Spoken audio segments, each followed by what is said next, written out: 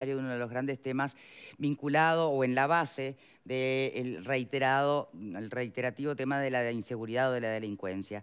Algo en lo que se ha puesto énfasis, sin duda, pero las propuestas mayormente de los candidatos en esta campaña electoral versaban por otro lado.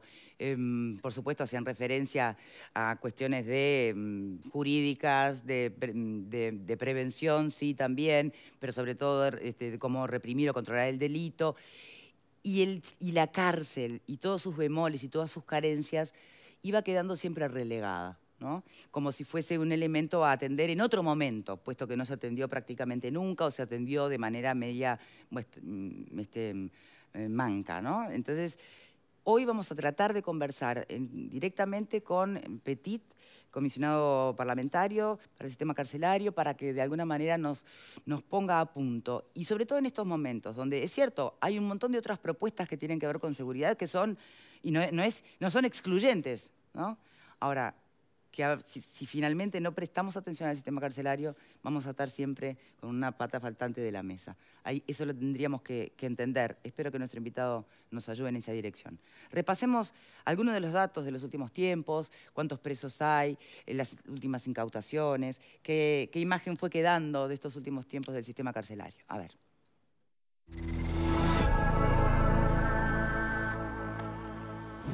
El Ministerio del Interior publicó el recuento de objetos ilegales incautados en las cárceles del país durante el primer semestre del año. La información detalló que tanto en requisas, operativos especiales o en inspecciones en los alrededores de las unidades penitenciarias, la policía incautó casi 9 kilos de marihuana, 1 kilo 200 gramos de pasta base y 320 gramos de cocaína.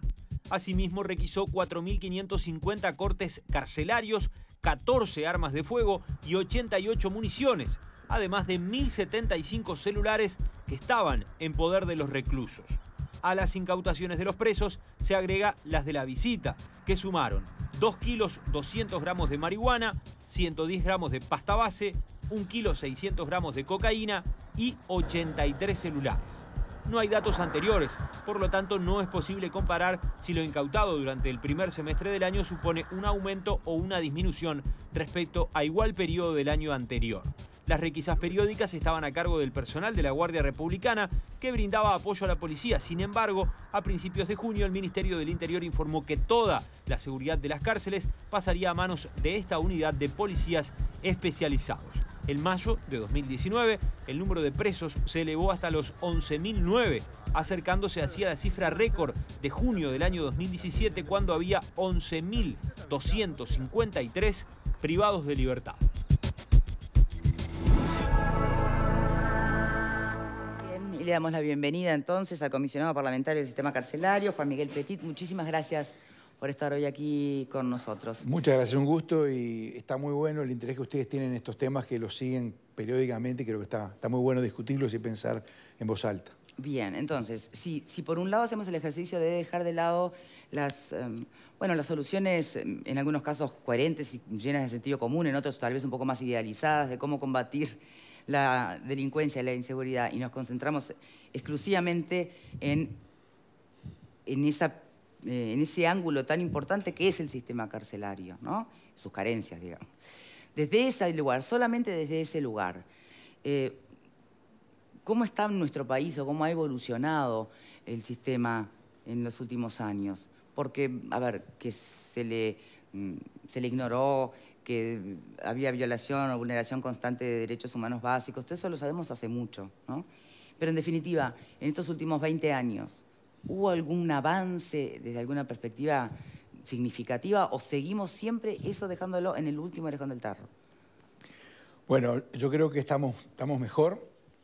Yo diría, si miramos, no sé, en 10 años para atrás, estamos mejor. Hay cosas que se han avanzado mucho, se han puesto pilares importantes, pero todavía no estamos donde deberíamos estar, donde podríamos estar. Todavía el Estado que está presente en el sistema penitenciario no tiene el mismo nivel que tiene el Estado uruguayo en su promedio. No tiene, o sea, es un Estado en el cual una computadora, un vehículo, un escáner, elementos tecnológicos, laptops, etcétera, no son tan accesibles como cualquier repartición normal del Estado. Eso es parte de lo que hay que corregir. Pero hay bases muy importantes y pasos muy importantes que se dieron. la lucha contra la corrupción, la lucha contra los malos tratos, el inicio de programas técnicos, la mejor cobertura de salud, el aumento en la educación. Hoy tenemos cerca de 100 privados de libertad que estudian carreras terciarias. Cuando se reglamentó la ley de redención de pena por trabajo y estudio, al reglamentarse, ni siquiera se incluyó cómo se hacía la liquidación de la pena para los casos de que fueran a la universidad. Se hizo para primaria y secundaria. No concebíamos la idea de que hubiera presos que estuvieran estudiando y yendo a la universidad.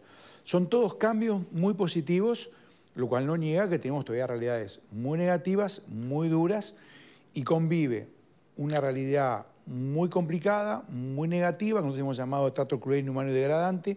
El año pasado en 1/3 del sistema.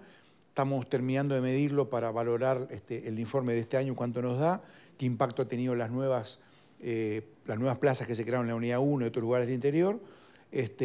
Pero hay muchas cosas para hacer, hay muchas cosas que el Uruguay tiene y puede mejorar, y creo que hay bases importantes, hay bases sentadas muy importantes para seguir avanzando. Bien, me gustaría preguntas de nuestros panelistas, Pepe. Sí, doctor, el informe que veíamos anteriormente habla de 11.009 reclusos. ¿El incremento de la población carcelaria en los últimos años obedece a un accionar más efectivo de la policía o al incremento en sí de la modalidad delictiva? Bueno, ahí debe haber un conjunto de causas, es un tema para mucha investigación. Dicho sea de paso, es un tema, uno de los... ¿Por qué tenemos esa situación que un sociólogo, una vez en una charla, usó la palabra anomalía, y yo la seguí usando porque el sistema penitenciario es una anomalía en el sistema uruguayo, en el Estado uruguayo. Usted ve, tú agarrás cualquier tema, educación, salud, medio ambiente, en Uruguay, y encontrás respuestas que hablan del nivel de desarrollo que tiene Uruguay. No tendremos el nivel de instrumentos y de políticas o de elementos tecnológicos que puede tener, no sé, Suecia, Noruega, Finlandia, pero tenemos lo que puede darse el Uruguay. Cuando bajamos al sistema penitenciario, y ya me sale la palabra, bajamos al sistema penitenciario, encontramos una anomalía. No es normal que en Uruguay no existan más escáneres, más computadoras, más ambulancias, más vehículos, más celulares para uso de los funcionarios, más elementos tecnológicos, más docentes, más cobertura de salud. No es normal. Por supuesto... ¿A qué responde esa anomalía? Bueno, una de las cuestiones yo creo que es la falta de acumulación de actores. Han faltado actores en este tema. Falta sociedad civil, más investigación académica, más desarrollo del pensamiento criminológico, pensamiento penitenciarista. Y hay otra cosa que creo que nos sigue afectando a todos, que es la cultura punitiva. La cultura punitiva nos afecta a todos, y me incluyo. La cultura punitiva es la reacción instintiva que frente a la violencia, frente al daño que provoca el delito, que el delito es algo horrible, el delito genera traumas, lesiones que a veces no se recuperan, afectivas, morales, a veces la muerte, a veces daños que se van repicando durante generaciones. En la víctima ni que hablar, en la familia de la víctima y en la familia también de la persona que cometió el delito. Entonces, tenemos muchos años de instinto de venganza, de responder a la violencia con violencia. Tenemos solamente 70 años de la Declaración Universal de Derechos Humanos, 2 siglos de las bienaventuranzas, muchos siglos, miles de años a la violencia, al que ataca mi caverna, le prendo fuego a la caverna de al lado. Entonces, los derechos humanos... ¿Está en la naturaleza humana? ¿No será que está en la naturaleza humana? Bueno, hay muchas cosas que están en la naturaleza humana, pero que la inteligencia humana tiene que ver justamente con sobreponerse a la naturaleza. Somos la única especie que hace algunas cosas horripilantes, ¿no? Somos la única especie que mata porque sí. Eric Fromm hablaba de la agresión maligna. Matar porque sí, matar por sentir poder, matar por conquistar un territorio porque sí. Genocidios, Segunda Guerra Mundial, bomba atómica, pero también la persona que hace sufrir a un miembro de su familia, que abusa sexualmente, que siente el poder de cometer un daño. Pero también somos la única especie que logra extender la vida, reflexionar sobre eso, tratar que eso no ocurra más, atender las enfermedades de salud mental, nos analizamos críticamente. Entonces, somos la única especie que logra justamente sobreponerse a ese llamado de la caverna. Que el llamado de la caverna es ese. Uno cuando ve un delito, a uno les habrá pasado, no solamente genera violencia, te genera como un rechazo de la especie humana. Cuando tú ves a alguien que lastima a otra persona, alguien que arrastra a una persona de edad para sacarle la cartera, decís, bueno, ¿cómo puede esta especie hacer esto? Pero por otro lado uno se pregunta, ¿Cómo llega una persona a esa? Es una desgracia lo que ocurre, pero es una desgracia el proceso que hubo antes. Entonces el Estado no puede quedarse en la conversación de bar o en la reflexión académica o de cenáculo. El Estado tiene que intervenir en la violencia, no está para sacarse las ganas, está para intervenir inteligentemente en el ciclo de violencia y cauterizar, filtrar esa violencia y señalar que eso es posible y que la cultura punitiva hay que controlarla porque nos lleva a más violencia. Bueno, controlarla, pero, pero se sigue entendiendo como una herramienta más dentro del concepto de rehabilitación, ¿o no? Bueno, esos temas, hay largas discusiones en el pensamiento criminológico sobre la cárcel, cómo surgió la cárcel, ¿no? La cárcel desde que nace, en el fines del siglo XVIII, ocupa el lugar de las llamadas penas infamantes, donde lo que había antes de la cárcel era mucho peor. La persona que era visto como enemigo, delincuente, raro, migrante, enfermo, etcétera, se lo colgaba de una plaza y agonizaba y después los vecinos se repartían los miembros de esa persona. La cárcel fue como un mecanismo de decir, bueno, no, esto no puede ser así. Se privatiza ese dolor, pero durante siglos tenemos la idea de que cárcel igual suplicio. Cárcel es igual dolor infligido a aquel que nos amenaza, nos provoca miedo. El abolicionismo es una idea, pero hoy en día todo indica que va a haber un mínimo de privación de libertad que tiene que existir. La cárcel va a seguir existiendo. El tema es qué cárcel y con qué fin, con qué sentido. Bien. A ver, Selva. Tengo una pregunta. ¿Por qué, si todos sabemos y hablamos de que las cárceles deberían ser rehabilitadoras realmente y no lo son, por qué las experiencias que han sido positivas, Punta Rieles para poner un ejemplo, donde se desarrolla la cárcel asociada al trabajo, ¿por qué no se hacen obligatorias y se extienden a todas las cárceles? ¿Por qué no es obligatorio el trabajo? Porque el trabajo es dignificador en las cárceles. Bueno, eso es un tema de política pública y cómo se arma la política pública. Sin duda que hay experiencias muy de vanguardia. Tú señalaste uno, la cárcel de Punta Rieles Vieja, la unidad número 6, pero hay cosas muy interesantes y muy novedosas e innovadoras que están haciendo en muchos lugares.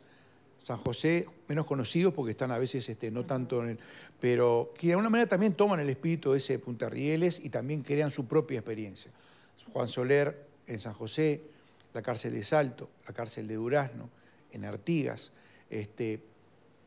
islas o no tan islas que se van generando nuevos enfoques y que claro, todavía no tenemos como un archipiélago con realidades muy distintas.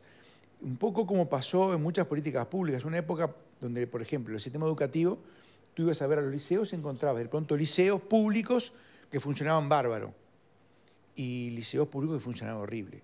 O servicios de salud pública que funcionaban bárbaro, mejor que una mutualista promedio y otros que eran de terror. Entonces, la política pública, a medida que se desarrolla, se moderniza y se pone al día, logra nivelar y lleva adelante un modelo. El sistema penitenciario viene rezagado en eso. Viene rezagado. Es muy diferente un módulo del CONCAR, el piso quinto de Libertad o el celdario número 1 del penal de Libertad, que Punta Rieles, que Salto, que otro lugar. Eso, pero mi pregunta va a otro lado. Va que una vez que se considera que un protocolo, por ejemplo, un plan piloto funciona y hay experiencias en el mundo, ¿por qué no se aplica como política pública? Tenemos problemas acá para entender derechos humanos, derechos y responsabilidades. Tenemos ahí hay una cuestión ideológica que nos está obstaculizando poder llevar y ampliar políticas públicas. Yo creo que en este caso, este objetivo que ustedes plantean, o sea, creo que es más para el Instituto Nacional de Rehabilitación del Ministerio del Interior que para nosotros, que somos una oficina que monitorea y observa los derechos humanos. Pero yo creo que eso, y en los documentos programáticos del INR está claro que el objetivo es ese. No es que estén yendo a contramano de eso. Lo que pasa es que todavía es un área que le faltan motores para andar. Tú puedes llegar al Chuy en una cachila, en un auto último modelo. Ahora no puedes llegar en un auto sin ruedas. Entonces, algunos temas tenemos un auto sin ruedas. Entonces, si ese auto no se le pone en ruedas, es muy difícil discutir a dónde tiene que ir. Yo creo que le faltan algunos recursos todavía básicos para lograr hacer esa política pública, como tú decís, que tenga nivelada la protección de derechos humanos y la rehabilitación. ¿Puede ser? Perdón, si no hay tiempo, Vero. Recientemente a Jaime Saavedra, quien está al frente de la Dirección Nacional de Apoyo al Liberado, que llamábamos antes el viejo patronato, hablar de los recursos con los que cuenta, ¿no? Y uno realmente tiene ganas de llorar cuando dice que tiene un presupuesto anual que supera apenas los $10.000 para los 6.000 liberados. Decía además que trabajaba en coordinación con usted varias veces. Cuando vemos también la realidad de las personas que viven en situación de calle y sabemos que muchas vienen de la cárcel, la pregunta que yo me hago es ¿por qué nos cuesta tanto como Estado entender que los reclusos van a salir y no apostar a esa preparación para la salida y un seguimiento de su situación luego de que se van de la cárcel? Ahí hay un proceso dentro de la política pública que es interesante visualizarlo para tratar de intervenir en él. Durante mucho tiempo la cárcel era un problema de los presos de los que cometían delitos. Su distribución geográfica, su diseño arquitectónico, el lugar donde se colocan, etcétera, etcétera, muestra la idea de que bueno, esto es un problema que se lleva para afuera, lejos de la ciudad, etcétera. Esto cambió, en los últimos 20 años cambió, la tecnología, los celulares, la cercanía, la movilidad de la gente, la migración, una cantidad de cosas llevaron a que las cárceles están metidas hoy, hay cárceles que están en el centro de las ciudades. Eso cambió, hay una cercanía, es imposible, hay léxicos, hay palabras que tienen origen carcelario que todas las usamos. Esa expresión, te pico como un queso, esa expresión es una expresión que hace 20 años, una expresión que solamente la podían.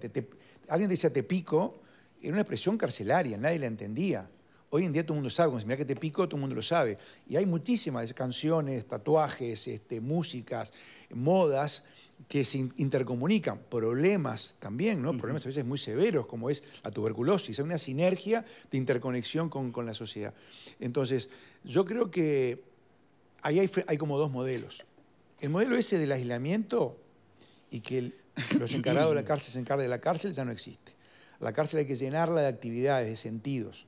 Nosotros usamos la frasecita, la cárcel tiene que ser un barrio más, donde entre todos los servicios y actividades que hay dignificaciones que existen en un barrio.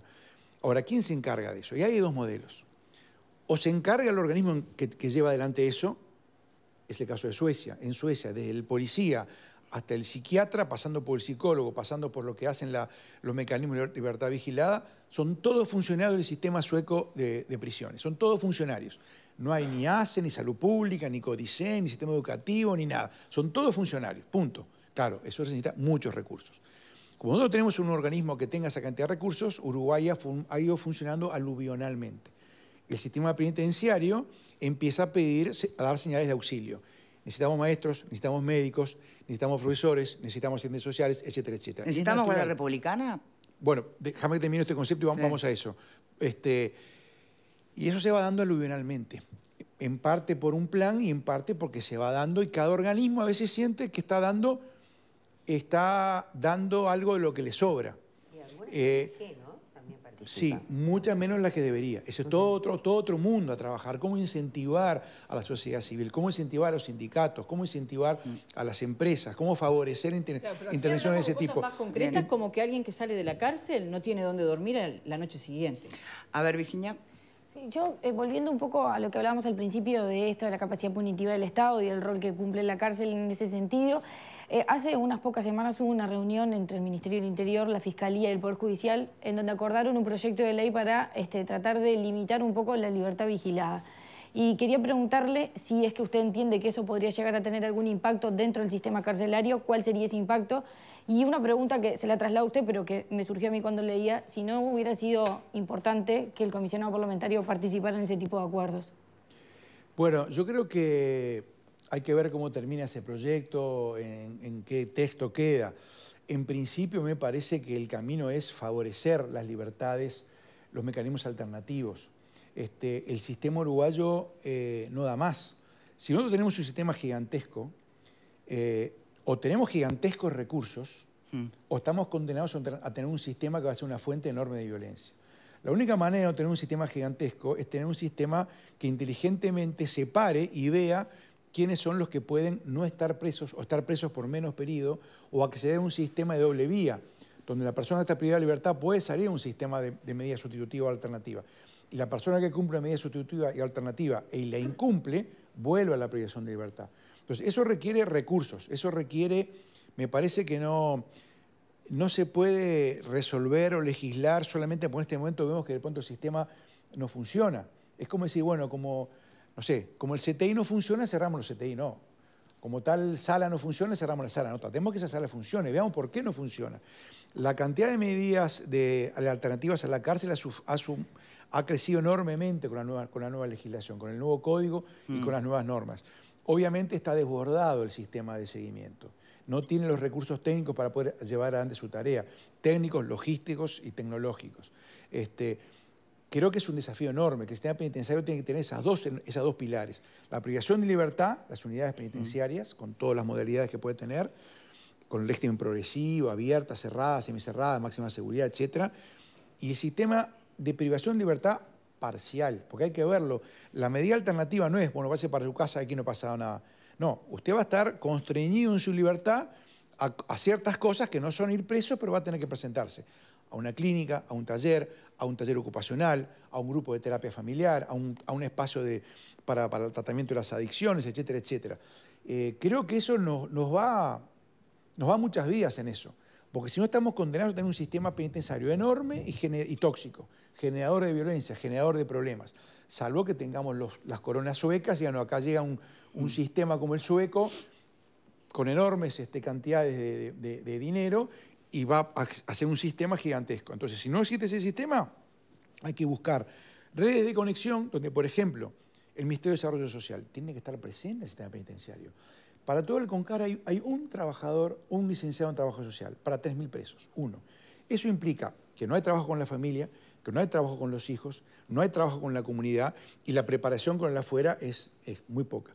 El Estado tiene en las cárceles una enorme oportunidad para llegar a los aspectos más pequeños del tejido social que está roto, a donde se genera la violencia. Es como llegar al Big Bang de la violencia, al origen, allí está.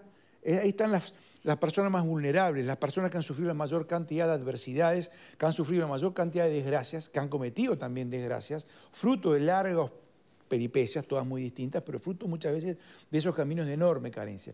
Los tenemos allí. Adicciones, salud mental, problemas laborales, analfabetismo, familias rotas, abandonos, desamparos. Todo eso deshumaniza y eso genera la violencia. La violencia no es una opción. Nadie decide, bueno, ¿qué hago? ¿Voy a trabajar al canal o me mando 4 o 5 rapiñas? No es una opción. El cerebro de alguna manera ya nos va programando desde antes de nacer y en los primeros meses que nacemos. Entonces, si no trabajamos sobre eso, vamos a seguir repitiendo los patrones de violencia. Graciano. El doctor Petit plantea muchos temas, siempre es muy provocador y realmente es un gusto escucharlo en la discrepancia o en la coincidencia. Sería muy difícil tocar todos los puntos que toca el doctor Petit, que lo hace además con mucha solvencia intelectual. Pero a mí sí me gustaría señalar una discrepancia que de alguna manera me parece que es básica y que luego lleva el razonamiento para otro lado. Cuando el doctor Petit habla del pasado de las cavernas que tiene el ser humano, que tiene la humanidad, ese pasado de las cavernas es igual para todos. Entonces, me parece que la vinculación de la respuesta de las distintas sociedades a cómo reacciona frente al delito, vincularlo al tema de la venganza y de la caverna, sinceramente me parece un error. Me parece un error porque si fuera así, estaría toda la humanidad condicionada a que los presos estuvieran, un tercio de los presos, por ejemplo, como en Uruguay, estuvieran en condiciones indignas, violatorias de todos los derechos humanos. Por lo tanto, yo creo que no es el enfoque correcto. Me parece que todas las sociedades han evolucionado de manera distinta. El Uruguay no era así, el Uruguay no trataba así a los presos en el pasado. No trataba así. Yo como estudiante de Derecho, más o menos de la misma generación, nosotros fuimos a visitar cárceles como estudiantes de Derecho y no había ese panorama, teníamos libertad de acceso, no había este panorama degradante, inhumano, violatorio de toda la dignidad humana que existe hoy en una parte importante del sistema carcelario. Está vinculado naturalmente al tema de la seguridad, pero me parece que si se aborda desde el punto de vista de que, que la cárcel es un resabio de la venganza y que la sociedad refleja allí todo su deseo de hacer daño al otro, me parece que no es el camino adecuado. Porque seguramente hay muchos factores que están influyendo, pero generalizar al punto de vincular que la sociedad desea que todos los presos estén en malas condiciones porque de esa manera sublima su dolor y su angustia, me parece que lleva a conclusiones que después son equivocadas. Bien, es una opinión. Alfredo, ¿qué opinás? Perdón, Selvita, pero quiero que termine. Yo creo que la sociedad generalmente a los presos, si no los ve, no los escucha y no los Claro. Los tienen cerrados mejor y que no embromen, porque son una cosa que no quiero ver. Pero últimamente está el tema seguridad muy vinculado al tema carcelario. Estamos en año electoral. Hasta algunos empiezan a hablar del tema carcelario. ¿Vos ves que hay preocupación en el sistema político? Los candidatos están viendo el problema carcelario como una pata muy importante en la seguridad que tanta manija damos todos los días, ¿o no lo ven? Porque el tema fundamentalmente pasa si el próximo gobierno va a encarar ese tema en serio o va a seguir barriendo bajo la alfombra. Bueno, yo creo, a ver, está muy bueno discutir de esto, no me asusta para nada la discrepancia, al revés, porque esto no es química, no matemática. Entonces, estos son, a lo sumo, ciencias sociales, que son muchas veces, no son las ciencias naturales o exactas. Entonces, ¿qué provoca la violencia? ¿Qué genera la violencia en el ser humano y cómo se reacciona? Hay una cantidad de preguntas que no tenemos claras. Cuando yo me refería tampoco que quería de ninguna manera estigmatizar o criticar a la sociedad. Yo al revés, yo comprendo la reacción de la gente, comprendo el miedo, comprendo el temor, comprendo la reacción. Creo que pero hay que tomarlo como un insumo para decir, bueno, ¿cuál es la reacción que podemos esperar del Estado?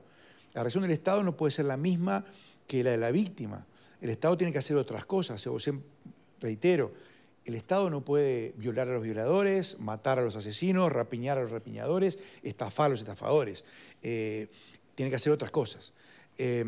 Yo lo que creo que tenemos, la agresión es parte del ser humano, del ADN del ser humano. La agresión benigna, que se llama Fromm, la agresión que tiene que ver con nuestra supervivencia, pero también la agresión maligna, del mal por el mal, que ahí entramos en un campo enorme.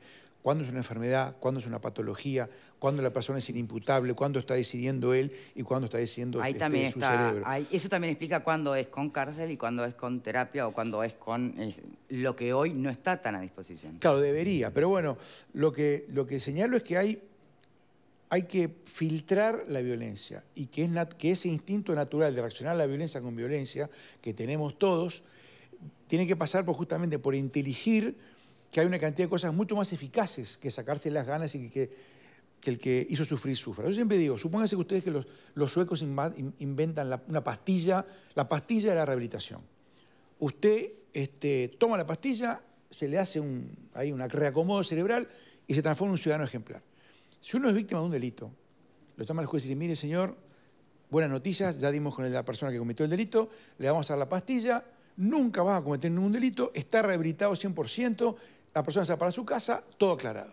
¿Qué es lo que nos nace a todos de adentro? Está bárbaro, den la pastilla, pero por lo menos manden unos días preso para que sufra un poco, para que pague un poco lo que hizo. Entonces, eso está adentro nuestro, es natural. ¿Y está mal? Pero eso está. Lo que pasa es que hay que trabajar sobre eso y decir, bueno, que yo quiera que de una manera las cuentas se arreglen, sí. Quiere decir que ese sea un ciudadano responsable, que repare el daño. Y reparar el daño no quiere decir que esté encerrado, es que hay daños que son irreparables, encerrado de por vida o castigado o sufriendo. Reparar el daño quiere decir reparar el daño es hacerse responsable, rendir cuentas. Como rinde de cuentas el Parlamento, un gobierno, Poder Judicial, todos tenemos que rendir cuentas. También la persona que comete un delito... Pero da lo mismo finalmente. Pero entonces da lo mismo finalmente. ¿Qué cosa da lo mismo? Cometer un delito... que no cometerlo, porque si en definitiva está la pastillita... Pero justamente, si te digo que hay que rendir cuentas, que todos tenemos que rendir cuentas, la justicia penal es también la persona rinde cuentas en la sociedad por el daño cometido.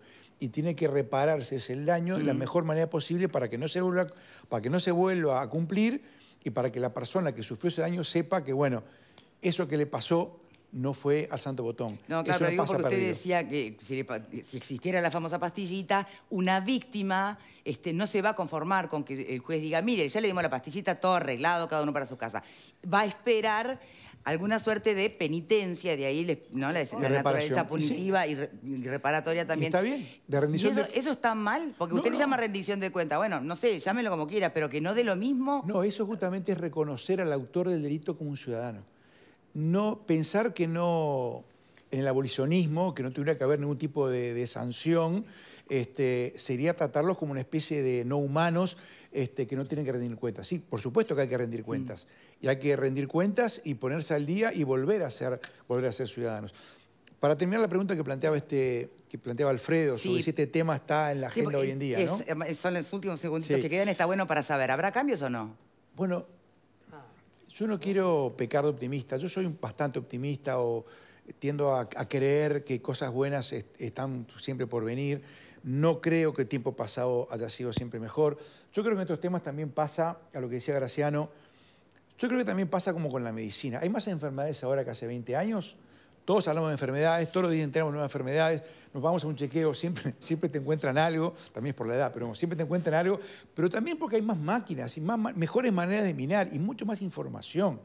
También estos temas, y a nosotros nos pasa en este corto trayectoria de estos 5 años, nosotros hoy nos enteramos de cosas, descubrimos cosas porque tenemos mejores instrumentos para mirar y porque las autoridades también nos dejan recorrer más y podemos llegar a fondo a enterarnos de lo que nos pasa. Entonces yo creo que hay que ser cuidadoso con eso. Yo creo que hay cosas que siempre estuvieron mal, cosas que antes estaban mejor o cosas que están mejor ahora, pero lo que sí creo también es que yo creo que el tema está presente en la agenda, aparece permanentemente, y si vamos al discurso, yo lo sigo con cuidado de casi todos los dirigentes políticos y sobre todo en las campañas electorales, el tema está presente. Nosotros vamos a tratar de estamos trabajando en eso, justo ahora venía una reunión sobre eso, tratar de tener un evento en septiembre donde todos los partidos puedan presentar en el Parlamento un espacio que nosotros llamamos un espacio de innovación penitenciaria, hemos hecho ya 9 a lo largo de estos 5 años, donde discutir los temas de cómo mejorar, cómo proteger mejor los derechos. Ojalá que eso se vuelque allí y esperamos jugar el rol de presentar allí material e información para